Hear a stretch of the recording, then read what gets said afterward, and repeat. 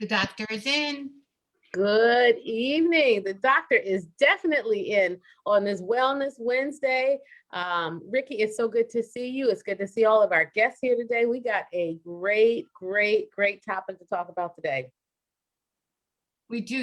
This is really the first time we've actually talked about breast cancer and another disease, Mo, right? You think? I mean, we talked about all the kind of the side effects of breast cancer, but Sure. We talked breast about like cancer and lupus, hypertension. Yeah, this is a huge thing, This is a huge thing it that is.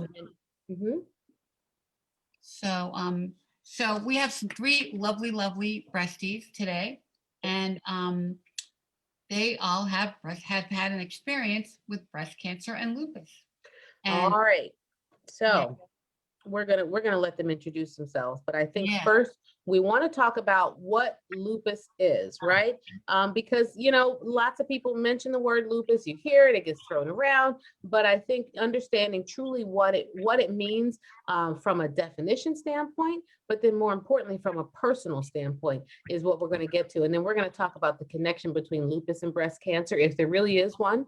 And we're going to definitely talk about management of side effects and just management of overall wellness with lupus and with breast cancer. So just to start and give everybody the same background information, you probably have heard of lupus. You may have family members who have it, but lupus is a chronic or long-term disease that's called an autoimmune disease, meaning your immune system attacks itself. And so it's a disease that causes inflammation and pain in many parts of the body, because the system that fights our infections attacks the healthy tissue instead. So lupus symptoms can be in the skin, they can be in the joints, they can be in our kidneys, our internal organs, in our heart. And so it's many times what we call a diagnosis of exclusion, where you just don't feel right, you don't feel well, and the doctors have a hard time pinpointing what it is. And you might get a weird skin rash that kind of goes away, and you got some pain here and there. And it's a really kind of difficult diagnosis to pin down, but it's an important one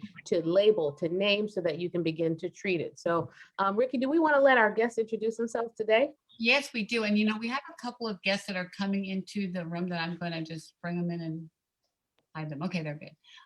Yeah. So yeah, you guys, can you introduce yourself and let's start with Yvonne.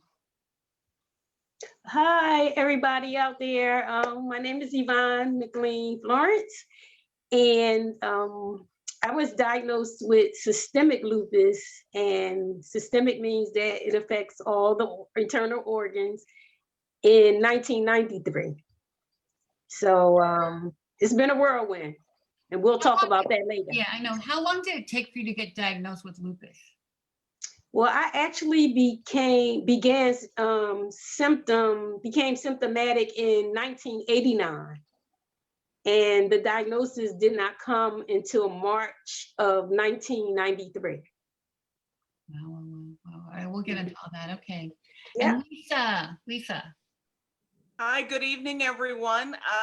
Thank you for having this, Doctors and Touch. Yeah, I was diagnosed actually with breast cancer, lupus, and fibromyalgia, all within 6 weeks of each other. And so that, as my newfound sister Yvonne had said, was quite the journey. So we'll talk a little bit more about that later. And that's about it for now. So thank you. And how long has it been for you? What year was that? This was 2016. And I was probably exhibiting symptoms maybe a few years before that, at least, and confused it with other, life issues and menopause and things. So it's also known as we know, the great imitator. I think what Dr. Mo was saying about this disease of exclusivity, that it's, it's not this, but it could be this, it could be that. And that was my experience as well. Wow. And you also have BRCA. So we need to talk about your genetic. BRCA too. Yeah, right. Your genetic history with breast cancer. So cool. I'm so glad you're here. And Shalina. Hello, everyone. Thank you for having me. So I was diagnosed with stage 3 breast cancer in 2015, and then was diagnosed with lupus, SLE lupus, in 2019. So all within a 5-year period. have had to learn how to deal with both diseases. Wow. Wow. Let me ask you guys this. Before your diagnosis, what did you know about lupus? Did you know anything about it other than, an autoimmune disease? Because I want to get to the heart of a challenge that we have in our community, which is health literacy, right? We don't know about a Yeah. disease until we get that disease. And I want to understand better what you knew, if anything, and to help figure out how we can educate people about these things before they get them. So what did you know beforehand? Well, I can chime in on that, Dr. Mo. I knew a little bit about lupus because unfortunately my aunt was diagnosed with lupus. And so she had been living with lupus nephritis. And so I did know a little bit about it, but not a whole lot. Mhm. And we found that there could be some genetic connection with lupus as well, right? So maybe there's something in your family that we don't understand yet. Yeah. Yeah. Yeah. Yeah. Yeah, for me, it was brand new. I'd never heard of it. And my diagnosis actually came by accident. So it was something that was completely unexpected, not on my radar. What do you mean by accident? So I was actually diagnosed by my oncologist. So a lot of my symptoms, like what Lisa was saying, I thought was mimicking the symptoms of coming out of my cancer, chemo, and radiation treatments. And through blood work, he kind of dug in and felt like it was a little bit more than that. And so that's when I got referred to my rheumatologist and was officially diagnosed. Do they consider your lupus to be drug-induced lupus? Is it a result of some of the therapies you had from your chemotherapy? They do. Okay. They do. Interesting. And for me, it was literally I thought my throat or my thyroid was slightly swollen. I thought it was menopause, and then I noticed that my parotid gland just kept swelling. So I have an amazing ENT. And she said, something's not right. You're never here. Like I'm not see you in 2 months, and especially an ENT, who knew, right? So she said, no, let's do more tests. Let's do more tests. And I was going through some other diagnoses at the time, arthritis and, stuff that was more, far more plausible. I'd been a chef for years, all kinds of stuff was going on. So I was like, okay, so what, I can handle that, lose some weight, back away from the sweets. You've got this, no problem. Arthritis, that's easy to deal with in my mind. But then she said, there's something more going on. I came back twice in 6 weeks to her, in less than 6 weeks. So then she said, there's something going on. And then she had me go to a rheumatologist, referred me. And so that's where a lot of things started. Wow. It's so interesting because the classic symptoms of lupus are this rash on the face. They call it the butterfly rash, Yeah. right? That affects the cheeks. And there are these sort of migratory rashes or bumps on the legs and all these sort of strange symptoms that don't add up. And those classic symptoms are not always the case for Black women. And so I think it's important to find doctors who know how to diagnose things in women of color, because the textbooks will show you these rashes and these other things, but they don't look like that on our skin, And so it's really important to find doctors who can look to diagnose us based on the symptoms, and also and not brush us off about these symptoms, because they can mimic fibromyalgia. They can mimic, chronic fatigue disorder. They can mimic a lot of things that doctors try to attribute to psychosocial reasons. But this is a very real physiologic phenomenon. Hi, Tia. Hi. Tia just joined us. Hi, Tia. Hi, Tia. Hi, everyone. Hi, how are you? Yeah. So actually, I invited Tia on to, she did not have breast cancer, has not had breast cancer, but I kind of invited her on just to kind of give us the lowdown on what lupus is by itself, and then kind of get into like, okay, now I have breast cancer to it. Oh my goodness, right? So So she's gonna kind of can give us a little picture of that. But when were you diagnosed with lupus, Tia? So I had symptoms starting at age 12, and I'm now 40. I didn't get diagnosed until 22, 23. It took them a very long time to diagnose me. I guess back then, that's not something that was on their radar. So I suffered. I went through all kind of, I mean, I could go on and on and on about the physical, but the first time I had a seizure and ended up having ITP, which was the platelets were low, and they still didn't diagnose me then. They said it may be RA, but then I went on to get kidney failure, liver failure in years to come. Still not diagnosing me with everything but lupus. And then in my college years, when I had my second or third liver failure, and then me not being able to move for many years and going through pain is when they finally diagnosed me with lupus. Well, it seems like there's so many different symptoms, Mo. Like you said, the skin rash, the Yeah. pain. Like, what are like? How do you figure out what the symptoms are?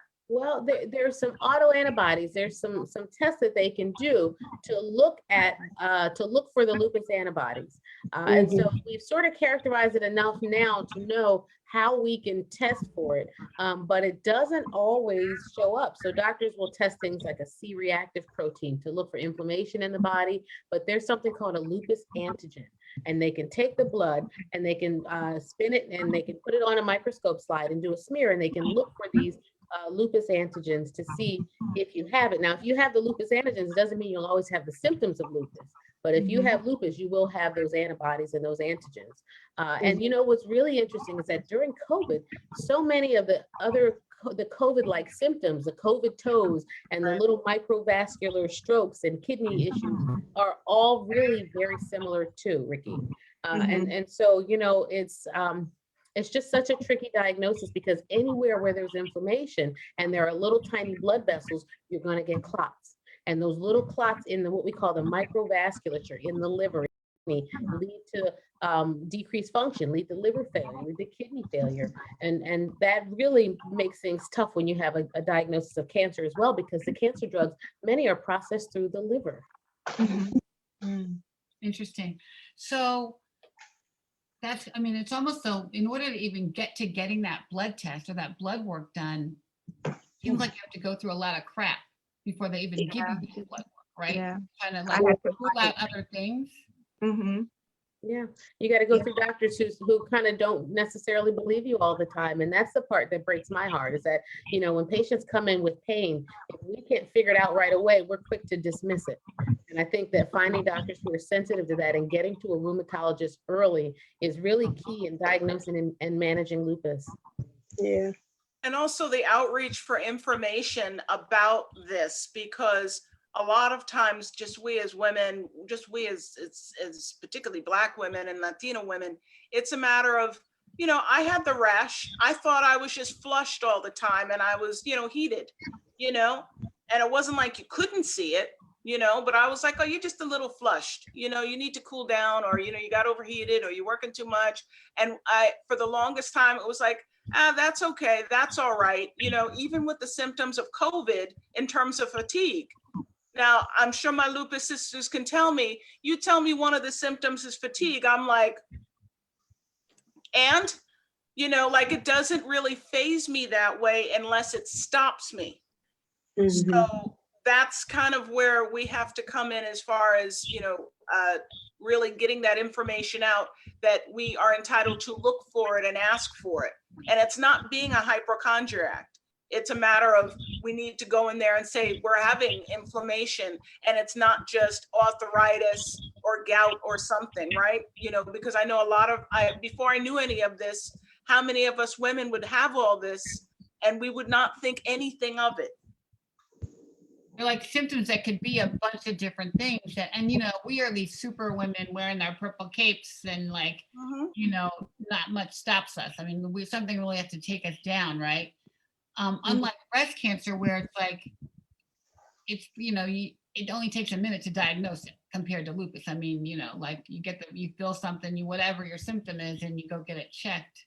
Right. You only have to go to one kind of doctor, right? You don't have to go to like a bunch of different doctors to figure it out. So Yeah. Well, and I would say, Sure. Ricky, Mhm. I would say also with breast cancer, for most of us, it's a very standard treatment plan. You know, X number of chemo, X number of radiation. And I think with lupus, the struggle has been my medicine regimen can be completely different than what Tia, Yvonne, and Lisa are on.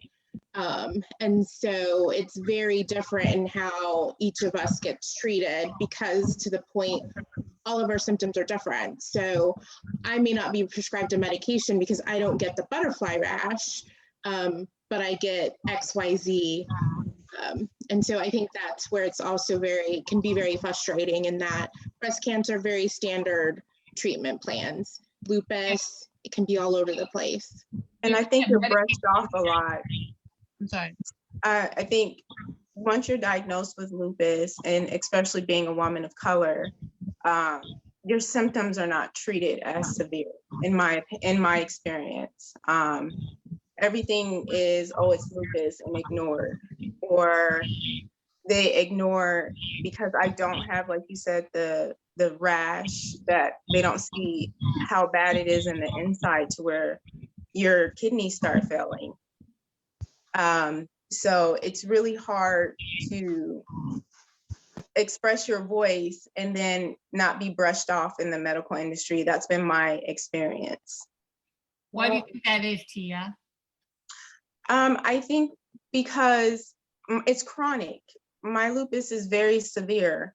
So I go to the doctor weekly. And so when I have new symptoms, oh, you have to deal with it. It's just part of lupus instead of addressing the symptoms. So I have to fight for them to run extra tests, for them to look further, for them to take my pain seriously sometimes and be my own advocate. So I honestly, I can't tell you why. I think that it's just deal with it kind of attitude.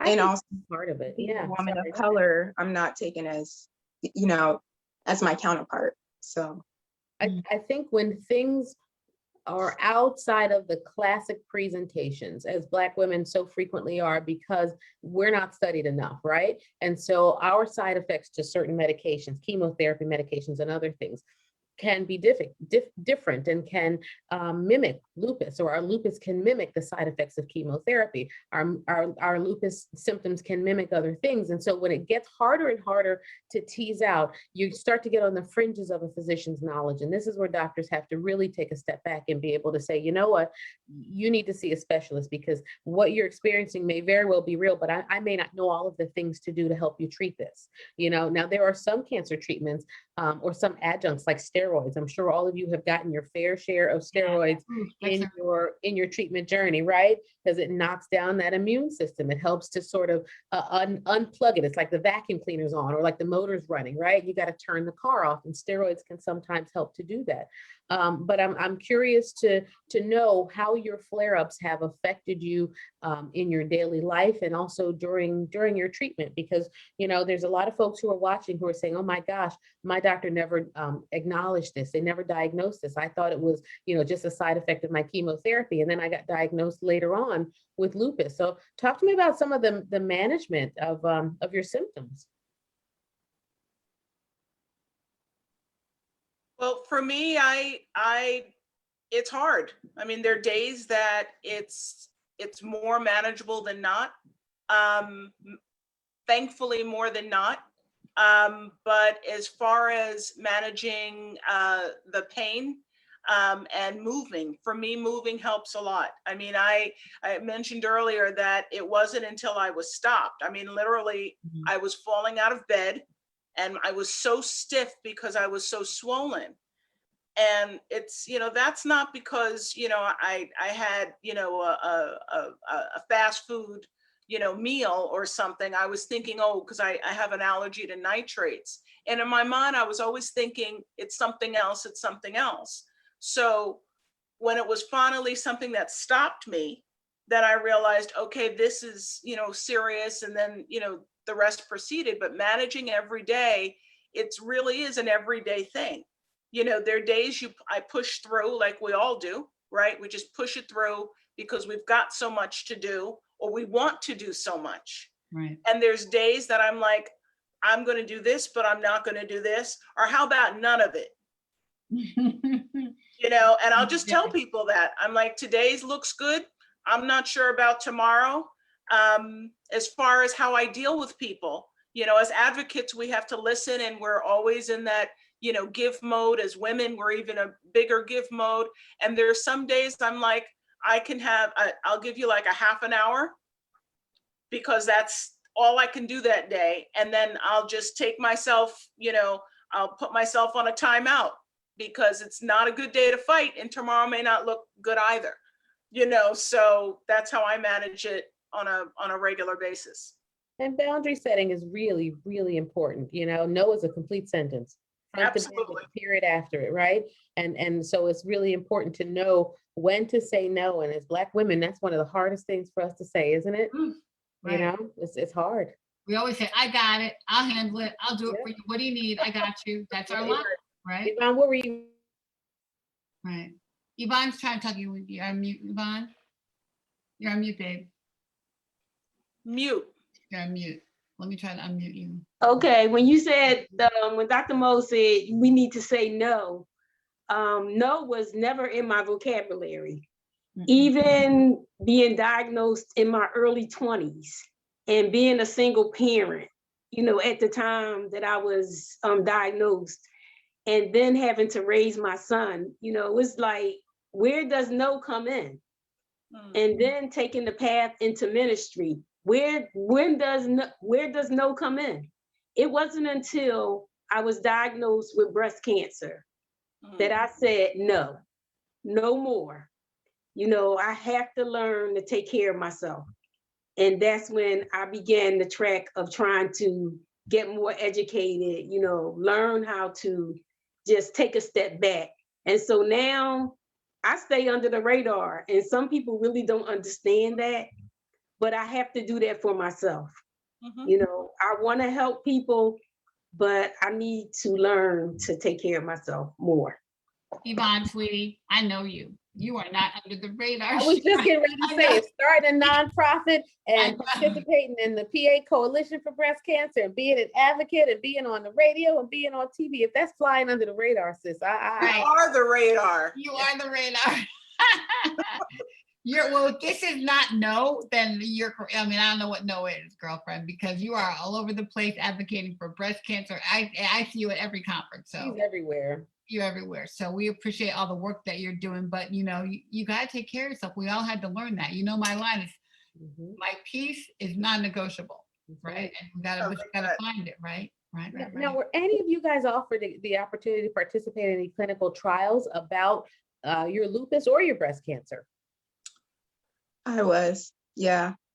I was offered a trial of Benlysta, and Benlysta did not work for me because my lupus was not specifically targeting my kidneys, so it wasn't well for me. Right now, I am on chemotherapy. I get chemo every 6 months. I get Rituxan. So that seems to has helped, but I've been on steroids mostly for roughly since the beginning of my diagnosis, since 12, which adds its own different issues as well. When you were 12, were you, you weren't diagnosed until you were 22. So what was happening from 12 to 22? So in high school, I became unable to walk. I had a severe episode, and all of my joints swelled up. It was so painful that I couldn't walk. And then I went into liver failure. So during those times, they pumped me full of steroids until it kind of calmed down. And that went on for years. And the steroids really, I think what's important to address with lupus as well, because I'm a mental health professional, that really messed with my mental health. as far as depression and Sure. the physical aspects. It changed my physical appearance. And at that time I was an adolescent.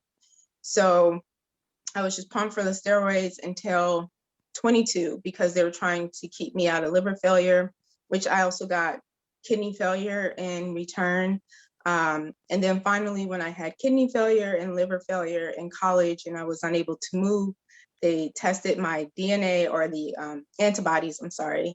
And at that point is when I was in flare up that they were able to diagnose me with lupus, but I continued to get sick and it was only maintenance through steroids.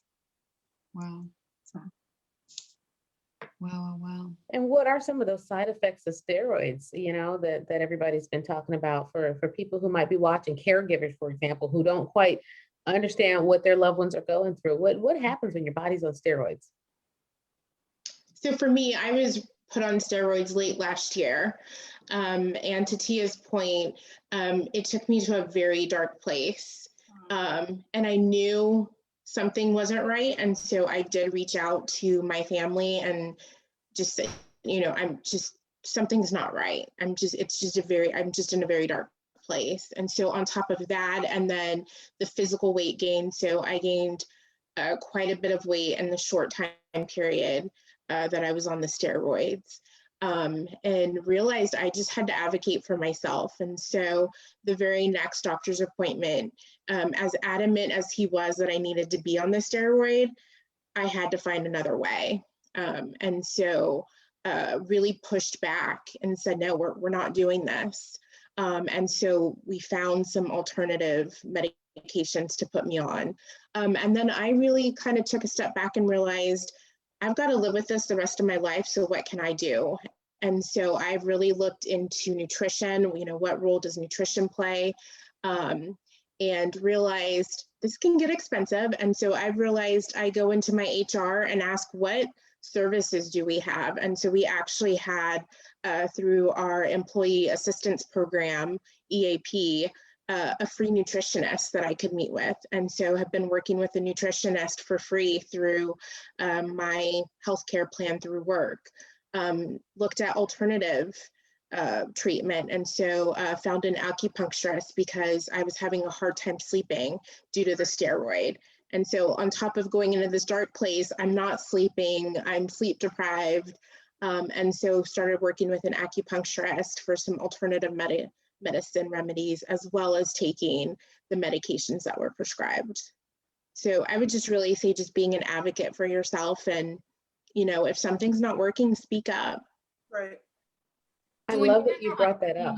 Oh yeah. Oh, go ahead. Go ahead, Mel. That was my next question. I was going to ask you guys, did anybody discuss with you any natural alternatives, natural considerations? Did they talk about nutrition and the effect of steroids on things like your bones and on your other hormonal systems, like your adrenal glands? Because long-term steroids, you know, Tia, you're nodding your head, Lisa, you're nodding your head, they can have a lot of side effects long-term and shut down certain systems in the body. So what other services got roped in or got introduced to you through your health system? And if not, what did you find out on your own? I was fortunate, very fortunate. My sister's best friend, they've been friends like 45 years. So she is an acupuncturist and herbalist. So she's known me since I'm, 8. Right. So when she found out this is what was all going on with me, and I had acupuncture for all these years whenever there was some interim. And originally I had a gap where I wasn't, really using acupuncture. So when all this happened, I was able to at least mediate some of the pain management and the swelling. I can't do prednisone. That is for me, a steroid that it made me completely agitated, and also I can't even describe the feeling. I was given it in an emergency situation because I had organ engagement with my thyroid. My thyroid, I had half of that removed. And we're not 100% sure if that was lupus related or not, but half of it had to be taken out anyway. So in the hospital, because I couldn't breathe one day, and they gave me prednisone. So I've had prednisone a few times, and each time the feeling just really, it wasn't anything else besides that. So for me in swelling, it's acupuncture. I have on my team a cardiologist because they saw some mysterious cyst sort of go around in my chest that wasn't cancer, wasn't this, wasn't that. So they just watch it. So he put me on a Lasix, which water, commonly known as a water pill. And I also have an acupuncturist herbalist who gives me a special traditional Chinese medicine formula. So that's how I manage it. Now, do I take it every day? No, because I don't feel like running to the ladies' room all the time, right? So I pay the cost if I don't. But it's when I'm on my regimen, that's how I manage it. Wow. So when you guys were on chemo, and how are you dealing with all the meds you had to take for lupus? I mean, like when you had, kind of both things happen at the same time, like, like chemo brain and side effects from chemo and then all this other stuff, like how'd you deal with that? Me or? Or anybody, yeah, go for it, Lisa. You learn to deal with it. It's an extra added burden. But you just have to dig deep, and just find strength, it's a lot. Get up and deal with it, right? Just don't even have words for it. It's just a whole lot that you have to just learn how to deal with it. I'm a woman of faith, and so my faith in God was really what sustained me and still sustain me. And so that's how I kind of dealt with it and still deal with it, Oh, wow. Well, the data says that lupus, Black women are 3 times more likely to get lupus than white women.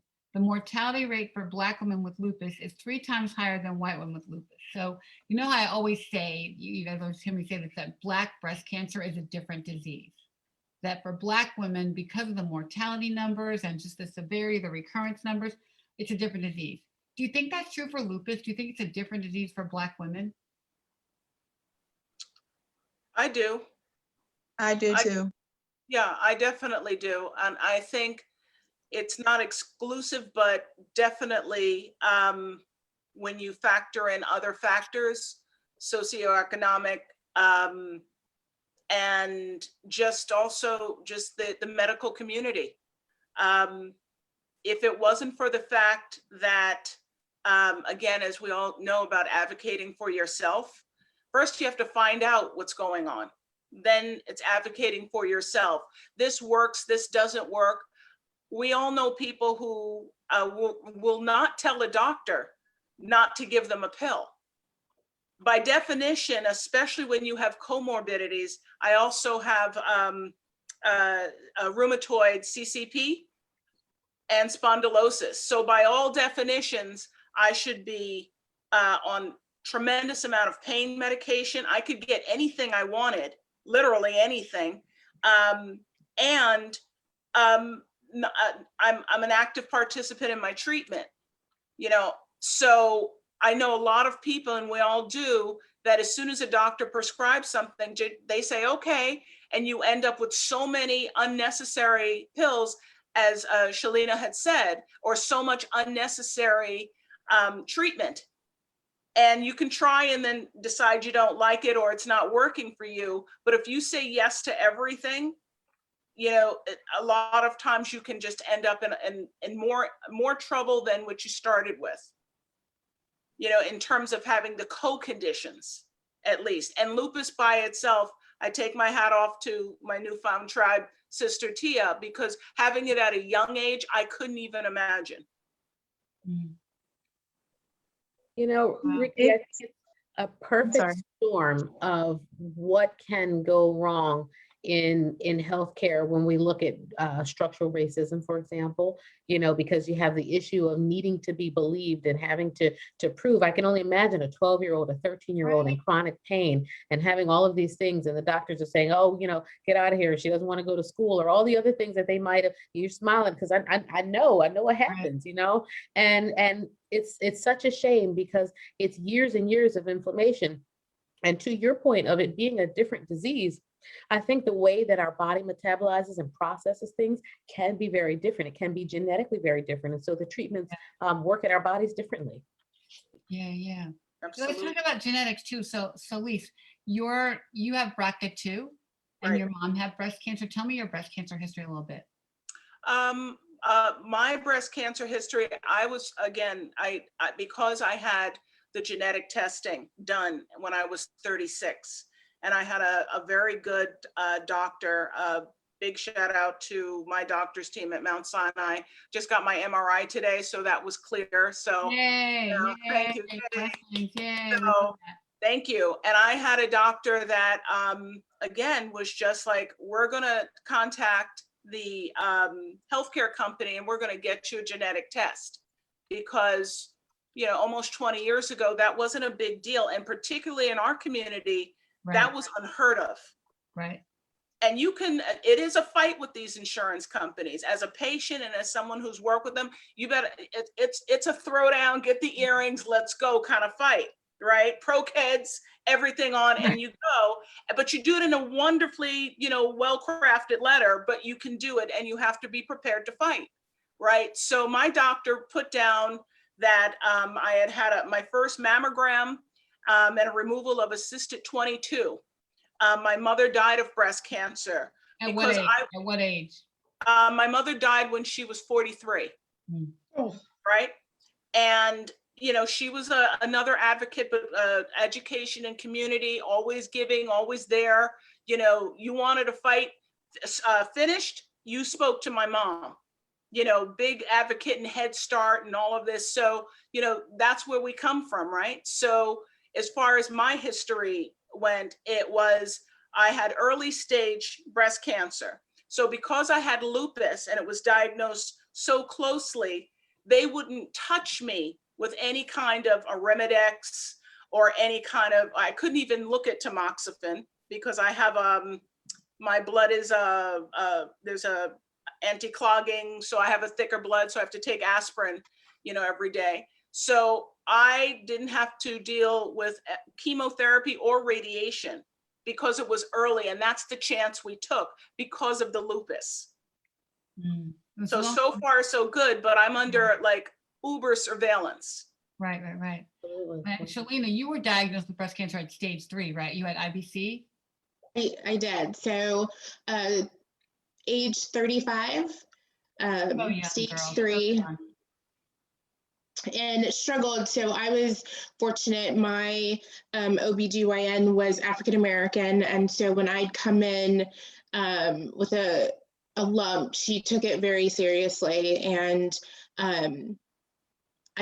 from what I know, she had a fight with the insurance, but she didn't involve me. She took care of it for me to be able to get a mammogram and further testing, ultrasound, all of that before they finally diagnosed me. Wow. And then your lupus came after, and she diagnosed your lupus for your oncologist. My oncologist did, yeah. So I just was assuming that I was having the brain fog and fatigue was just from the chemo radiation, and was blessed to have an oncologist that really dug in and did his homework. So fantastic. And, you know, Ricky, circling back to the topic of clinical trials, even, you know, it makes it difficult, right? When the clinical trials only want the healthiest of the sick people. So, you know, you're excluded from trials, like for cancer trials, particularly if you have things like lupus, if you have things like diabetes, uncontrolled, if you have, you know, certain characteristics that more people in our population might have. And so I think that that's another thing that we have to really think about and look at, when we talk about how do we figure out what works for us so that we don't have to get the same things that one, we've always gotten that really don't work long term, but two, we get these treatments that doctors are expecting to work in a certain way for us, and they don't necessarily work that way. And so I think it's a lot of education that has to be done at the medical student level, at the resident level, at the fellowship level, about how to treat diverse populations. And so, I encourage all of you guys in your advocacy work to continue to speak out as a patient advocate to students and student doctors and residents. And I'm sure it must get exhausting, but they need to see you and they need to hear from you, need to hear your stories and understand that, medicine is not one size fits all. And that's a really important thing, I think, for our future doctors to know. I know, I wonder how many of you exist. And you talked about your tribe, Lisa. When I kind of put the word out to kind of recruit you guys, like, okay, who has both, right?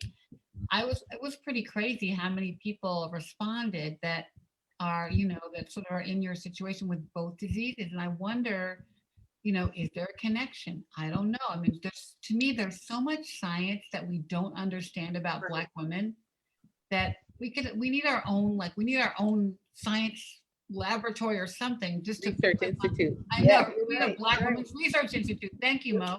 Yeah, we should do it. Let's build it. Let's do it because we do, and how I feel about the clinical trial thing. So, but we need our own research, and we need to position ourselves.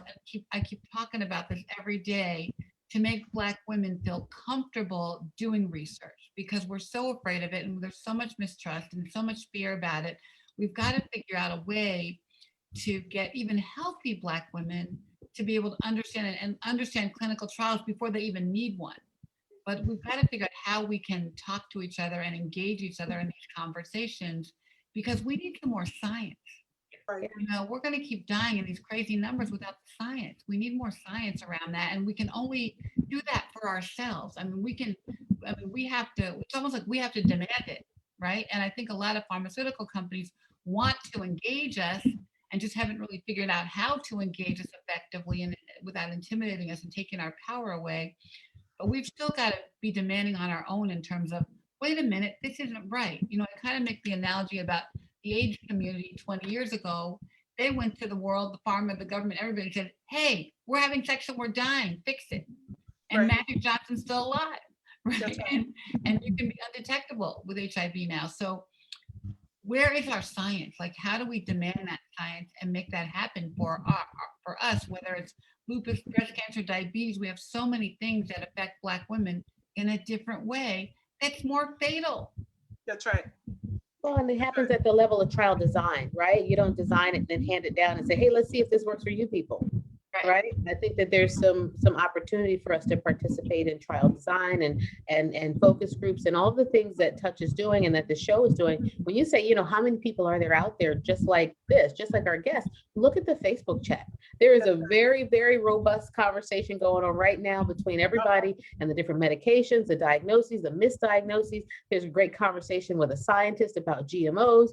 And so I think you've got a really good resource here that we can kind of tap into, and so I'm curious to know about some of you guys' advocacy work, because I see you've turned all these tests into testimonies. And so I want to know about some of the groups and some of the work that you guys are doing. Well, one of the things that, Dr. Mo, I wanted to kind of just speak to a couple things, if I can. My diagnosis of lupus came in my early 20s, 1993. My diagnosis of breast cancer came when I turned the tender age of 50 in 2012. And so, just that, long period of time, I've had to learn how to live with lupus. And just when I thought that I had managed it, here comes breast cancer. So that was a big hurdle. And now that I'm beyond, speaking to clinical trials, the way that I believe that we can help is to, when they ask who's going to participate, say yes. And that's what I did when I was diagnosed with breast cancer. Because I worked for a physician scientist, I knew the value of science and clinical trials. So when I was approached to participate, I said yes.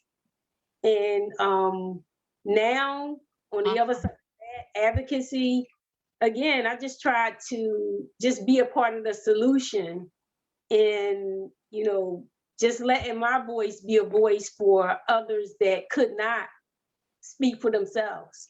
You know, I came to advocacy because a good friend of mine, unfortunately, she had metastatic breast cancer and she didn't survive. And I knew that I had to do something. And I don't live with metastatic disease, but I know so many women and men that live with the disease, and it's a daily struggle for them. And so that's why I continue to advocate, you know, I just continue to do it. Mhm. Tell everybody what your foundation's called. Sisters Are a Circle of Survivors. Yeah, so. Yeah. We'll talk about where they can find you. Mhm. What about you, Shalina? We're in Yaden, Pennsylvania. We have our own website, so you can look it up, sistersareus.org, all one word. And we just try to, you know, we pivoted and trying to do some things online to be supportive. One of the projects that we're currently working on with Jefferson College of Nursing has to do with clinical trials. Just looking at the perceptions of clinical trials in the African American community, trying to increase, you know, first of all, trying to develop more trust, and also trying to increase participation, and just letting, you know, trying to talk to the community about how important it is. I'm a product of a clinical trial. You have somebody in living color that can speak to that. You know, I'm not saying it was a bed of roses, but I'm still here. Yeah. Yes, you are. I mean, if you think about it, we all are the products of clinical trials, because all the Yeah. drugs we took that were took for breast cancer or lupus, whatever, were tested by somebody, Yeah. probably not Black women, you know, and that's why so many of them, you know, we may have better, we could maybe get better results if they were tested by Black women. So we got to make that happen. Gotta make that happen. Sure. Yeah.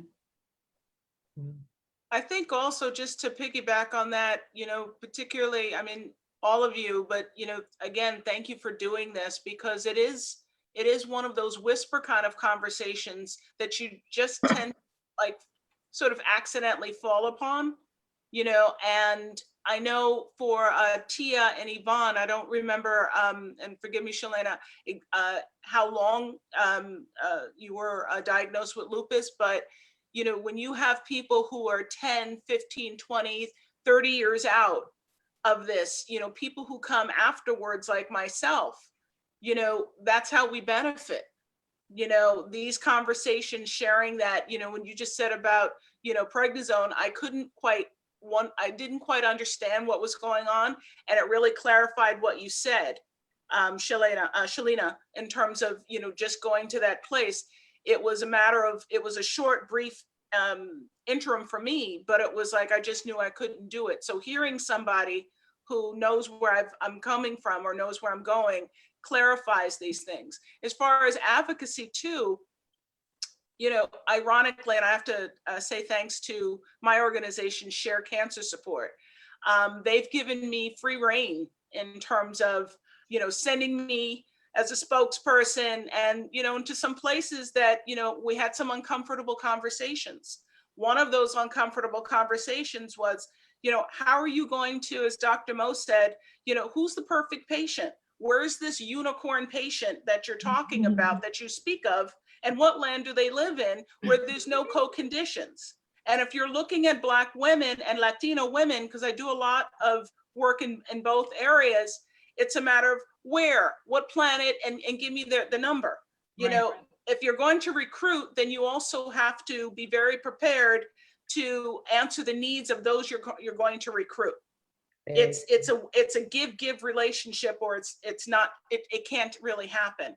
I'm also a Department of Defense consumer reviewer. So for advocates, we can have a say so when the researchers are giving their proposals for clinical trials.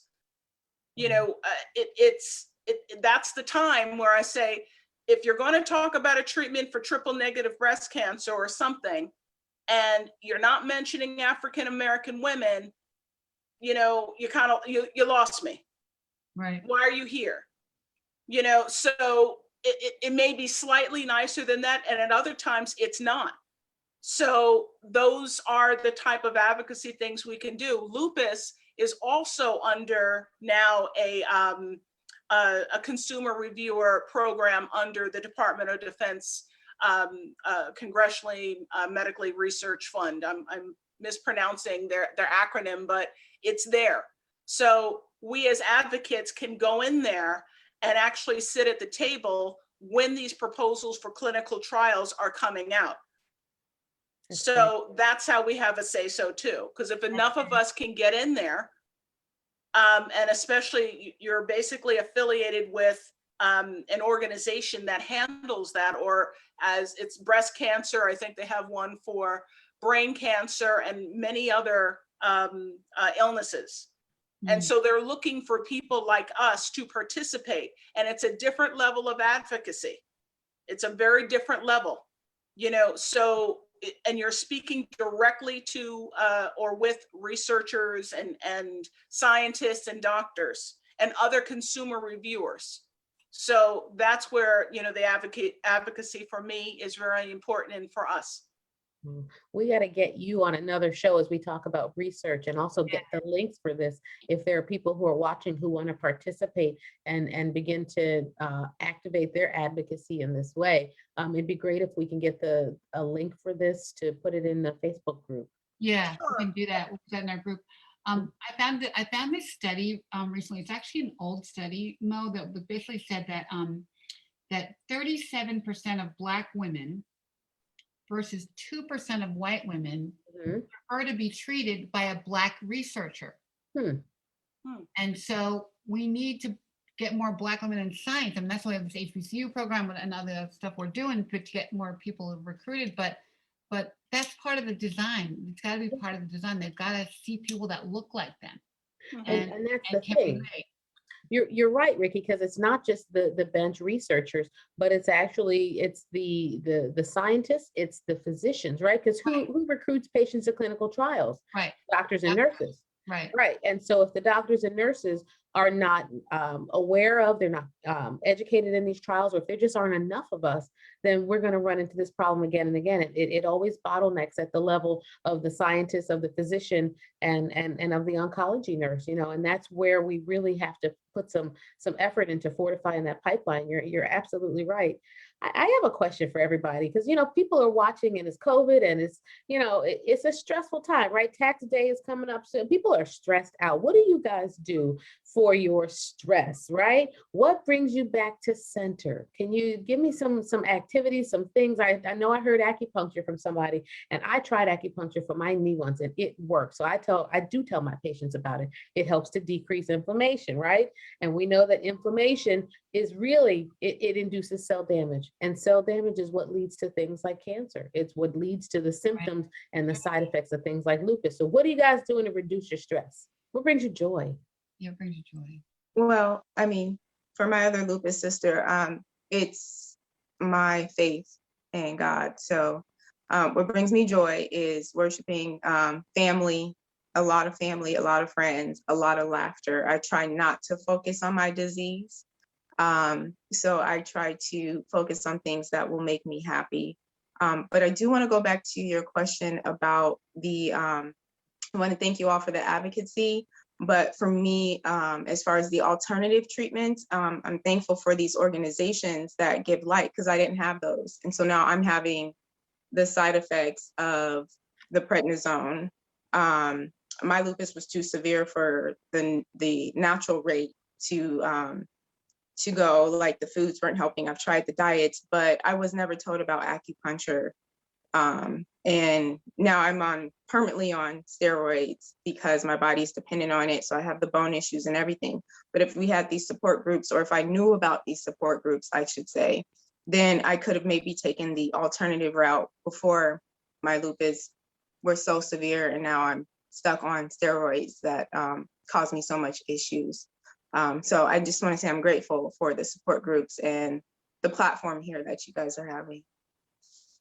Well, we know love is great and everybody loves us in our family, but the breasty love thing, you know, it's a special thing, you know, and it's like, it's a club that you don't want to be in, right? But it's the best people you'll ever find in your life. And so I hope that the lupus love is the same way. I don't know, but you know, we have so many breast cancer advocacy groups, but I know I can have a conversation with any breastie, any place in the world, and we'd have an instant bond no matter what, that you don't have with anybody else. And so I hope that that exists with you guys, you know, too, in terms of a lupus connection, because that's so important just to have that tribe, as you said, Lisa, you know, like to be, you know, in a room where people get it without having to talk about it, right? Just get it. That's I mean, as far as, you know, relaxation and all the thoughts, I mean, you know, faith, I'm a 35-year Buddhist, you know, for me, when things really get out of, you know, whack, you know, I'm chanting in my head, you know, it's kept me out of jail. It's kept me out of lots of situations. You know, it's kept, you know, my mouth clean and, you know, straight writing and, you know, good letters. But, you know, that's one of the things that bring me incredible joy and calm. My friends, you know, new babies, I'm a animal person, a good relationship and good relationships of all kinds. And also, you know, these types of advocacy relationships, you know, like you said, Ricky, you know, I can look at you now and of course I'm going to be friending you and, you know, getting on Facebook and, you know, we'll exchange stuff. But when you meet somebody, you know, that was my initial thing. It's like, I found my other tribe within my first tribe. Who knew, right? And I've met other people. I met a wonderful person, Alicia Pringle, and I met her at an event with another organization, a national organization. And it was like, we just looked at each other and we looked at each other. It's like two little kids. And it's like, we just reached out and we hugged each other and we had dinner and, you know, we ride ever since. And that's how it works, you know, and you don't always have to love each other. You know, people can fight in these organizations and have it out. But at the end of the day, you know what your job is. Yeah. You know, there's certain things that, you know, you leave to the side. You know, I always say, we don't have to brush each other's hair and sing Kumbaya, but we're going to do this. You know, we're going to do this, you know, and especially in the lupus organizations, because I had it all at the same time, I had to sort of pick one and follow up. And the cancer was what was sort of it. The lupus was running my show as far as my day-to-day, but the cancer is what I had to focus on at that moment because I couldn't do anything else, you know, with it. And so I know some of the lupus groups and I have friends based on that. And we've, you know, stayed friends. But now that for me, the advocacy with cancer is rolling along. And now that I found that people are much more open to co-conditions, you know, every conference, every group, every this, I talk about co-conditions. You know, you can have breast cancer, as Shalina says, that's a, depending on what type you have, it's a pretty much a formula and how it affects you is differently. Lupus is something different because there's so many different kinds of lupus too. Like I have SLE too, but I have friends who have discoid lupus, you know, so they spend a goodly amount of their time at the dermatologist, right? I have friends that there's another kind of lupus that just flew out of my head that, you know, whatever that lupus is and whatever part that affects the most, they're there. So, you know, mine is general and when it affects me every day. But so when you ask about, is it a similar group? You know, it can be, because I've felt nothing but love from the lupus groups as well. I just haven't been as involved in as with breast cancer. That's great.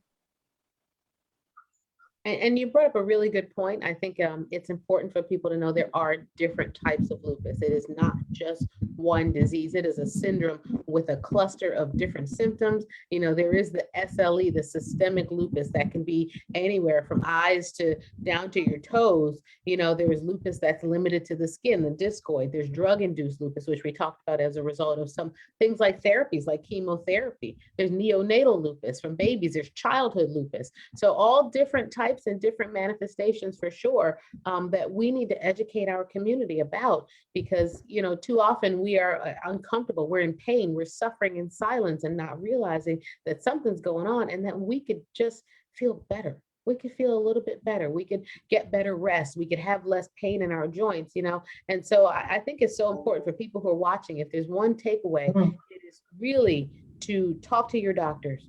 It is to ask about, if you are diagnosed, ask about clinical trials. If things like steroids aren't working for you, or you're tired of taking them, or you want to see what alternatives there are, you got to ask. You got to open your mouth and let people know, so that your doctors can know to advocate for you as well.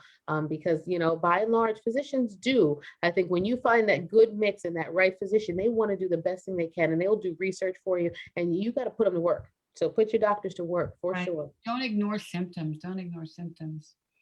Don't suffer in What silence. gives you joy? Yeah, I wanted to talk about what I do to relax. I like to do crafts when I can, you know, just to take my mind off of it. You know, I just find something that I like to do, and I'll just do it. Yeah, so crafts is what kind of bring me down. I recently started an online yoga class. You know, they're doing it on the floor, but I'm doing it in the chair. So that's the beauty of it. You don't really have to get down on the floor on the mat.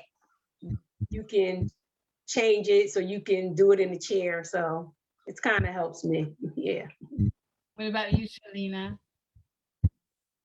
I would say the same as Yvonne. I've been trying yoga, just trying to find things that put me at peace and slow me down. Your piece is non-negotiable. You guys are like amazing, amazing. And we so appreciate all the love that you've shared and your stories. And hopefully we've gotten some people to think about some of the symptoms that you're having, that they could be having, that are maybe undiagnosed, and just dealing with the pressure of, you know, both not so great diseases, and we're going to work on getting more science.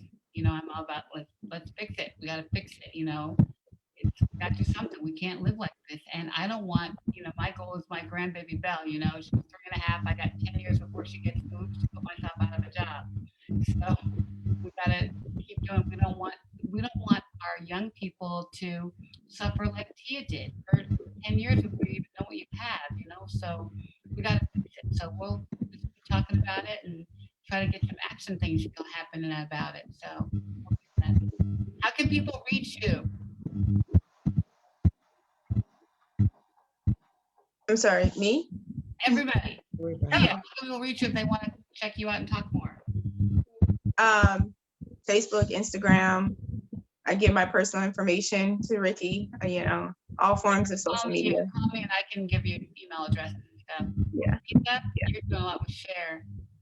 Yeah, I work with Cher, but you can also reach me on Facebook, Lisa B. Jones, whatever the picture that looks like me, you know, we'll do it.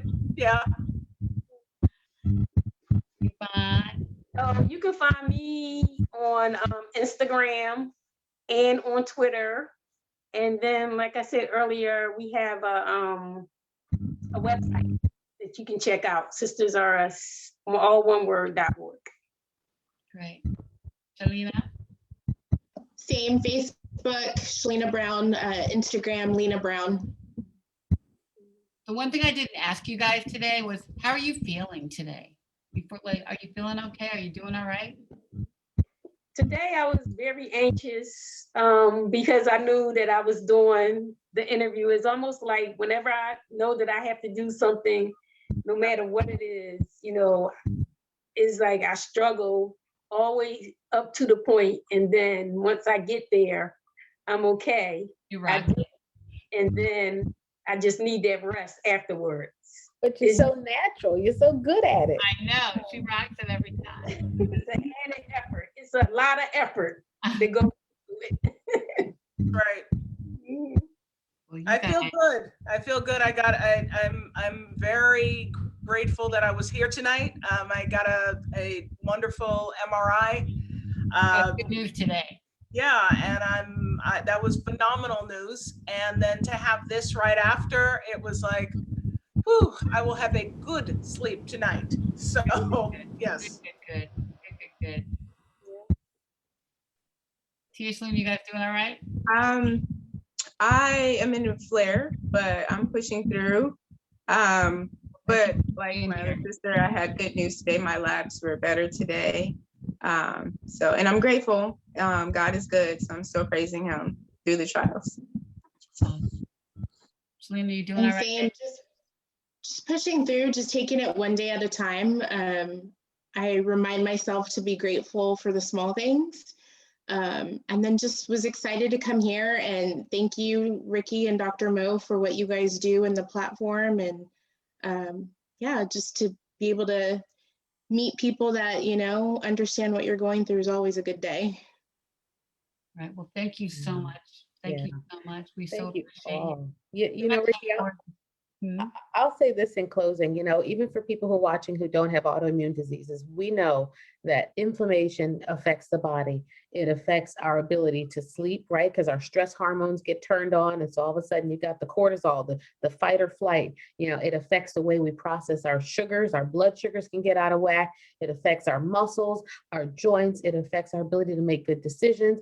And so, you know, for people who are watching, start to ask these questions of your doctors. And if your doctors don't know, your nutritionists, you know, your spiritual leaders, everybody, about how you can begin to craft a life of wellness, right? That looks like foods that can help to reduce inflammation in your body, ways that you can reduce the stress so that you can sleep better at night, so that you can feel refreshed in the morning, because all those things are going to help fight cancer. They're going to help fight lupus. They're going to make you feel better. But for people who are watching who don't feel well, you don't have to not feel well all the time. There can be a reason behind it, and there can be some science and some things that maybe we can do to start to help. So I just want people to feel encouraged tonight, you know?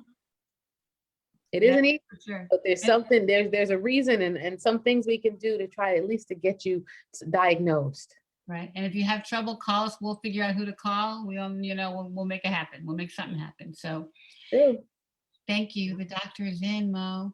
Yeah, we hope this has been relatable, reliable, and real. Is what we set out to do every Wednesday night. So And thank we you thank guys. Biogen for sponsoring the show for us and Thank bringing you. it to us. And thank you, Biogen. Yep, they've got a wonderful clinical trial that they just published on that reduces inflammation in the joints. And so for people who are having significant joint inflammation, help is on the way. It's coming. It is coming. It's on the way. So guys, hang in there. God bless you. And we'll see you soon. Yep. Rusty love. Thank you. Rusty love. See you guys soon. Have a blessed day. Feel good. Bye. Thank you. Thank you.